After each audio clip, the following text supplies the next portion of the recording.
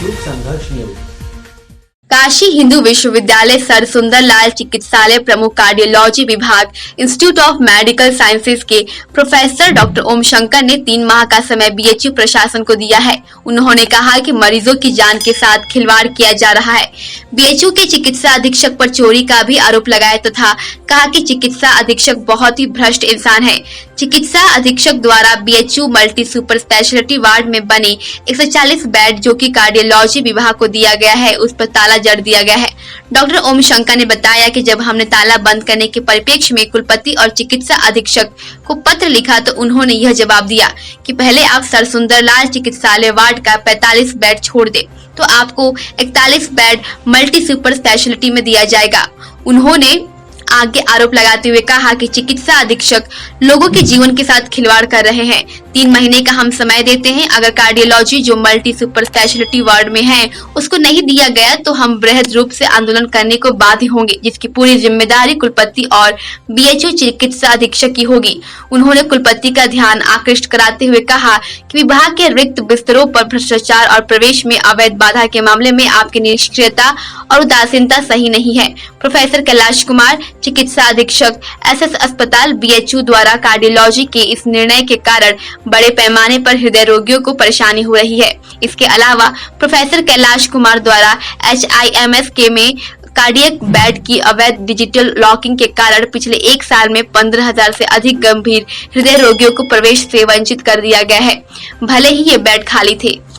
मेरा नाम doctor professor ओम शंकर है। मैं वर्तमान में हृदय रोग विभाग बनारस हिंदू यूनिवर्सिटी का विभाग अध्यक्ष हूँ। सर, किस तरह का आंदोलन करने जा रहे हैं और क्या मामला क्या है? देखिए, मामला ये है कि पिछले 1.5 दशक से ज़्यादा हम लोगों ने स्वास्थ्य के मौलिक अधिकार की लड़ाई लड़ी है। हमारा ये मुख्य मुद्दा है कि पूरे देश के हर जनता को स्वास्थ्य के मौलिक अधिकार मिले। उसी की तरह अलग अलग स्टेप्स पे अलग अलग तरह की मांगें थी, जैसे स्वास्थ्य के कुल बजट चाहे केंद्र का हो या राज्य का हो वो 10% किया जाए। प्राइमरी और सेकेंडरी हेल्थ सेंटर की जो स्वास्थ्य सुविधाएं हैं उसको बेहतर किया जाए। एम्स और एम्स जैसे इंस्टीट्यूशन पूरे देश के अंदर बनाए जाएं। और उसके अलावा सबसे जो महत्वपूर्ण चीज़ें थी कि इसकी शुरुआत जो है हम लोग जहाँ पर हैं, जो काशी की नगरी है, जहाँ स्वास्थ्य के इलाज यानी चिकित्सा की पद्धति जहाँ पर उत्पत्ति हुई है, आज जहाँ की दुनिया के सारे लोग इलाज के लिए आते थे, वहीं पर जो प्रधानमंत्री जी के पहल से जो थोड़ी बहुत यहाँ पर स्वास्थ्य सेवाएँ बेहतर होनी थी, उन पैसों को व्यक्ति मरीजों के लाभ के को पहुँचाने के बदले उसका दुरुपयोग कायाकल्प योजना के रूप में सिर्फ बिल्डिंग के फ्लोर को बदल के खर्च किए जा रहे हैं। और यहाँ की जो वास्तविक सुविधाएं बढ़नी थी मरीजों को, उसके अलावा उसके दर को और बढ़ा गया, यानी घटा दी गई सुविधाएं। जो भी सुविधाएं मिल रही है वो उनके लिए उनको ज़्यादा खर्च करना पड़ रहा है। अगर पर्ची की दाम देखें तो 20 रुपये थी तो 30 रुपये हो गई। अगर आप देखें कई सारे रेगुलर इन्वेस्टिगेशन थे, उसके दरों को बढ़ा दिए गए और रोज़ बढ़ाए जाते हैं, कई गुने तक बढ़ाए जाते हैं। एक मीटिंग है जो ये रेट इंक्रीजमेंट कमेटी है, उसका रेट निर्धारण कमेटी उसका नाम रखा है, लेकिन है ये रेट इंक्रीजमेंट कमेटी।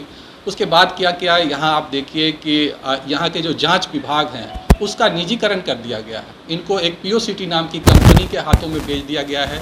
और ये सब वर्तमान के चिकित्सा अधीक्षक जो कि एक भ्रष्ट व्यक्ति हैं, जो सत्यापित भ्रष्ट व्यक्ति हैं, जिनको चिकित्सा अधीक्षक कुलपति महोदय द्वारा सारे संज्ञान में मेरे कई पत्र लिखने के बाद भी आज तक एक भ्रष्ट व्यक्ति को चिकित्सा अधीक्षक बनाए हुए हैं। और उनके और ये जो अवैध कुछ लोग हैं, उनके चाहने वाले, उनके साथ मिलकर बनारस हिंदू यूनिवर्सिटी के कई संसाधनों को बेचा जा रहा है और आम जनता को एम्स लाइक सुविधाओं के नाम पर ज़्यादा उनका शोषण हो रहा है।